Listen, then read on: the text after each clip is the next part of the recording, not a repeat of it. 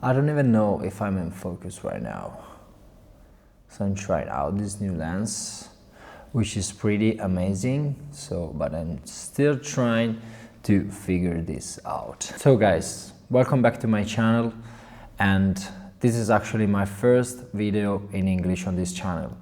And first of all, before starting, try to be nice with me in the comments, because this is not my language. My first language is Italian, and I'm trying to make an effort to make some changes in my channel, so I'm trying to make videos in English for the first time here. You see, I still have the script of this video here, because I'm gonna get lost for sure while I'm recording this, so 100%. So I will make several cuts through this video. Maybe, I don't know, if my speech does not make any sense, so be nice in the comments. Thank you very much appreciated. Second thing, I've always been creating videos in Italian, but I feel like I needed to do something different this time.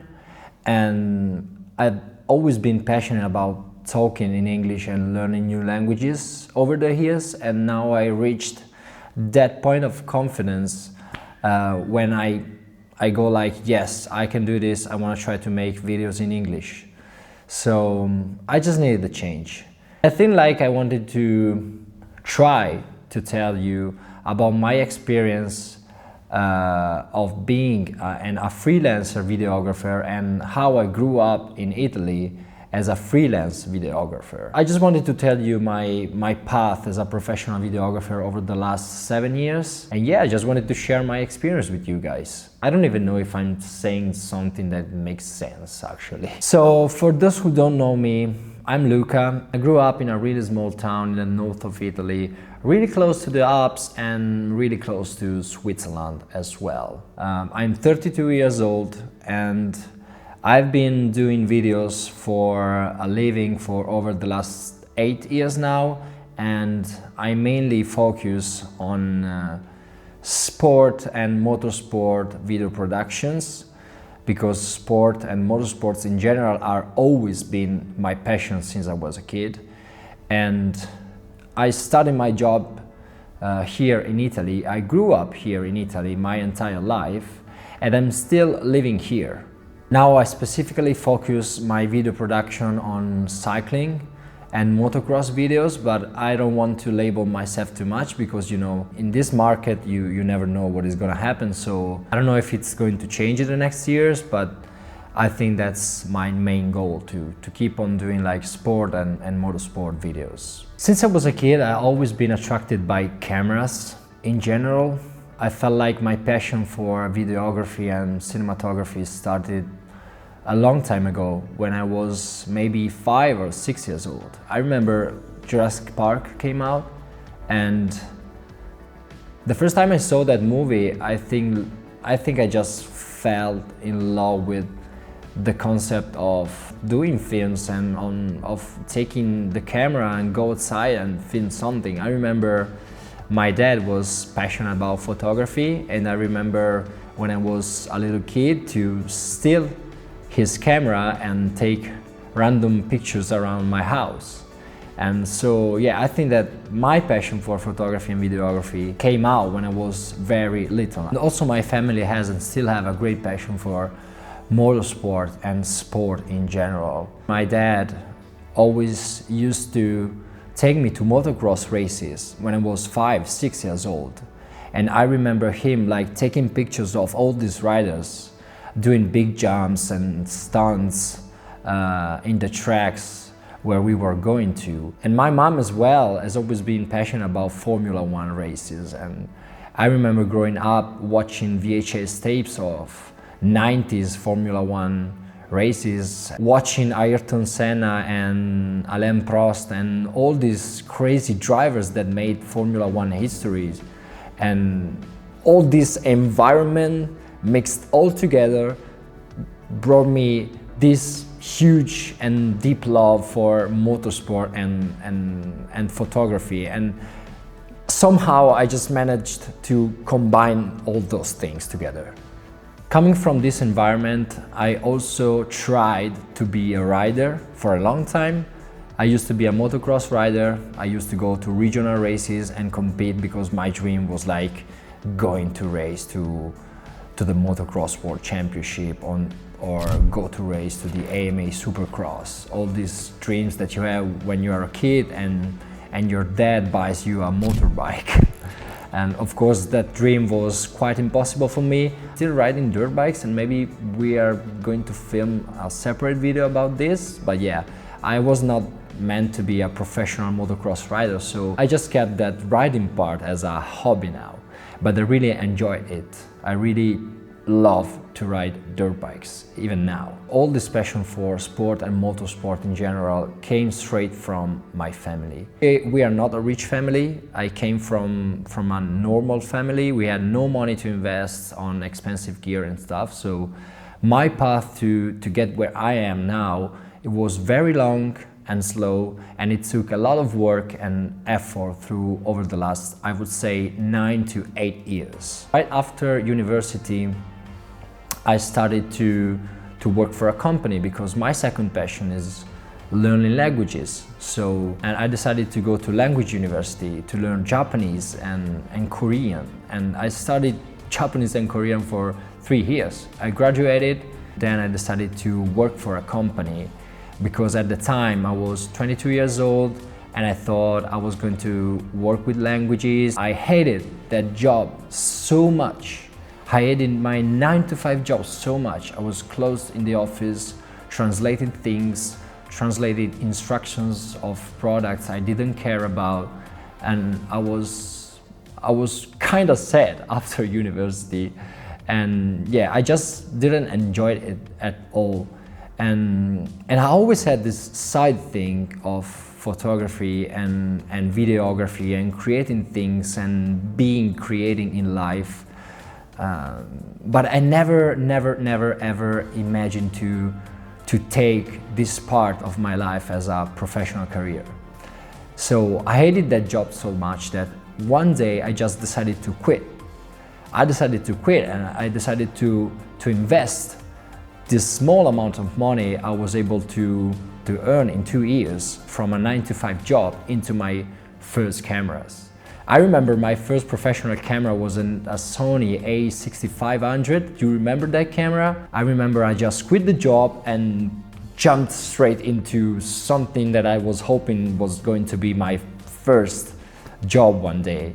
So I started to study by myself, to watch tutorials on YouTube, and thanks God I discovered Peter McKinnon and Mattia Poya and all these guys. I used to watch tutorials, and Casey Neistat for sure, and I became so passionate about learning about the process of a creator, of a video creator. I remember just spending nights and days watching videos on YouTube of all these creators that I used to admire, that I'm still admiring now. But yeah, I started like to organize photo shoots with my friends, and I started to promote myself a little bit, but it was very difficult to get some projects and to get some work because I was at the beginning, nobody knew me, and I had no portfolio to show to future clients or people that wanted to hire me. So I just ended up like after 6 or 7 months without money. I just spent everything. I lost my time wandering around, taking pictures and trying to promote myself with garbage portfolio that I made. And I didn't know anything about this job. I didn't know how to work with clients. I didn't know anything about editing photos and videos, nothing. I had to start like from zero. And here in Italy, 7-8 years ago, it wasn't easy at all, because I remember when I quit my job for the first time, everyone was like, why are you quitting your job? You're so crazy. What are you doing? You're gonna lose your money, you're gonna lose everything. Because it's quite crazy that we live in a beautiful country. I feel like Italy is one of the best countries in the world. Like if you talk about landscapes, quality of life, food, this is one of the most artistic and important countries in the world for arts. think about designs, think about fashion, think about all these creative minds we have through the Italian history. But at the same time, a lot of people, like back in 2016, 17, didn't get that I was trying to make something different. I mean, I'm talking about the people that were surrounding me, like friends and colleagues. Everyone was like, why are you taking this choice? Nobody was taking me seriously. Nobody. This weird mentality, still in these days, here in Italy, that maybe if you go to the big cities, it's a bit different, but if you live in the countryside or in small towns around big cities, and if you do something different in your life and you don't have a 9-to-5 job, people pretty much look at you like you are an outcast, because we still have some issues about come faccio a dirlo in inglese questa cosa? We still have some issues about works and jobs that involve creativity. It's not seen as a serious job sometimes, especially if you come from a small town or from the countryside. And now the situation is a bit different, because there are a lot of creators now all over Italy as well. But 8 years ago, when I started, there were not so many people around doing what I'm doing now. There was this mentality where if you work with creativity, yeah, that's not a job, that's not a real job, that's something that you're just wasting your time, you know. That changed a little bit, but we still have some issues with that. I think like my job was taken seriously by the people from my town at least 2 years ago, when they saw that I really reached like high-level sport and motorsport video production. So of course, if you go to MXGP or if you work for Porsche, they say, oh wow, you're actually working for Porsche. Yeah, but I was also working when I was doing local weddings and corporate videos. So yeah, that's a kind of mentality that I don't like about Italians, but maybe it's like that just around the world, like everywhere, I don't know. You have your salary paid, why you're taking this choice? I just needed to make a change, you know. And it's crazy to think that in such a beautiful country with such a beautiful culture, everyone used to be close-minded of this type of jobs where creativity is the main thing, is the main important thing. So it was very difficult for me to grow as a filmmaker, especially at the beginning. I ended up wasting all my money, and I had to go back to a normal job.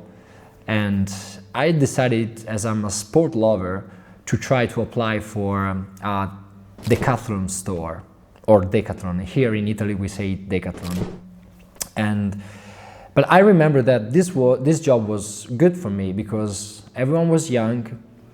I was in the cycling department of the shop, a sport that I love, and I was working part-time, so I had the time to get some safe salary from the company, from Decathlon, and at the same time I was already working with my video business. I was starting to shoot some weddings, starting to shoot some corporate projects. Everything was going like better through those years. We are talking about 2018, 2019 stuff here. And I was really enjoying that time, but it was so stressing to me. I remember I was working every day, 8 hours at the shop or 4 hours at the shop, and then finish my turn and go straight to a video project or a photography project. But that time really helped me out to be more efficient. So I entered this loop for 8 months where I used to work to the shop and then go straight to a video project. One day in 2019, I decided to end my contract I had with Decathlon, and I just quit my job again to try to start my videography dream again. And it was working. I started to work a lot. I started to get my first real clients, and then of course everyone knows what happened in 2020. Pandemic struck, everything was stopped. But once again, I tried to make the best out of that period. Tutorials on YouTube, trying to understand how it would have been once everything was going back to normal. And right after that, right after pandemics, I felt like it was the most important time for me, because I could decide if I had to go back to a normal job or pursue my dream of being a sport videographer one day. And I decided to keep on my road and to try to follow my dreams once again for the third time. So that was the right choice for me, because after pandemics I really started to work with photography and videography. In 2021 I was able to work a lot. I shot a lot of weddings, I met a lot of photographers and videographers from Milan. I started to work in fashion for an agency in Milan, and step by step I was able to build my name. I was starting to build my name. In 2021, then 2022, I started to get closer to cycling. I started to get closer to the teams and to get to know people from the cycling and motocross environment. I think the most important value you have to get your dreams, to arrive to the final goal, is consistency. No matter what is happening around you, no matter how bad the situation is, or no matter the difficulty that you are facing, you just have to be consistent in everything. And also started to cycle a lot, and also started to train a lot, and all the mix of all these things that I was doing, training and getting to know the athletes and spending the time with the teams, really brought me the possibility to work at a world level, like high level sport of cycling and motocross. And so somehow in 2023 became part of this cycling team called SWAT Club, which is a family for me. It's not just work. SWAT Club, it's an independent cycle team. It's a movement. It's a way of thinking. It's a way of seeing cycling quite different from everything that was in the past. And thanks to this team and to this family, I was hired to become the official videographer of the team. I started to shoot documentaries around the world. I started to spend more time with the team and filming everything that was going on in the team. My dream of creating sport documentaries was becoming true. And I'm still working with this team now. And thanks to this team, I traveled everywhere on this planet. We went to America, we went to Scotland, we went to Denmark, we went everywhere. And I also got the possibility to work with Porsche, the same here in 2023, and film alongside the 4-time MotoGP world champion Jorge Lorenzo. I had the chance to go around all these crazy circuits around the world, like the most famous circuits around the world. We went to Austria, Red Bull Ring, we went to Mugello, we went to Misano, and everything was happening so fast. So step by step, I finally managed to create my own business into sport and motorsport videos. And just recently, in 2024 and 2025, I got the opportunity to work for MXGP, and this was really crazy to me. For the people who don't know, MXGP is the Motocross World Championship, which take place all over the world. And I got this call where they want me to be a videographer and to be part of a video production for the MXGP series Behind the Gate, which is a TV series that tell about the championship and all the drama going on during the entire season between the riders and the team, and be able to be in that position and to get to the Motocross World Championship, which is a place that I always wanted to be and that I was always dreamed of when I was a kid. To me, it's crazy, it's insane to create something like that. And this year we did it. In 2025, I created Behind the Gate with my colleagues and friends at MXGP. 21 episodes, and we traveled all over the world to portray the championship, the series, this crazy series of this crazy sport, which is motocross. And we traveled from Australia to China, to the United States, to Italy, to France, to Germany, to Portugal. Someone told me 8 years ago that I would create something like this in the future. I think I would not believe this. But that happened, and it all happened for real. So in conclusion to all this speech, I don't know if it makes sense or not. The advice I can tell to all the people, whether they are from Italy or from another country, everything I can say to all the young videographers out there that reach me out on Instagram and ask me, how did you get to travel that much? How did you get to do all these projects and stuff? The best advice I could tell is that wherever you were born, consistency and passion is the right key to do the projects that you love as a videographer.